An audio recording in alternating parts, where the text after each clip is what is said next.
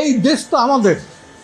এই দেশে থেকে স্বাধীনতার বিরুদ্ধে, মহান মুক্তিযুদ্ধের বিরুদ্ধে, ৭২-এর সংবিধানের বিরুদ্ধে কোনো কথা বলতে আমরা দেব না।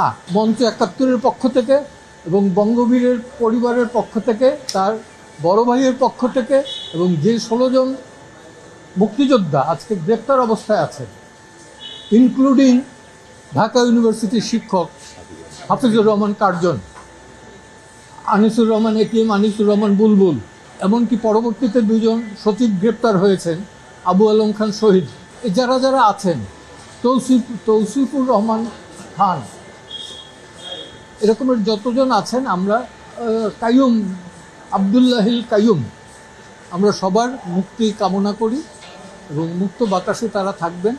তারা এই দেশটা স্বাধীন করেছেন, স্বাধীনতার সঙ্গে তারা যেহেতু জড়িত, ওই জায়গাটা তাদের জন্যে না, কারাগার তাদের জন্যে না, মুক্ত বাতাস তাদের জন্য।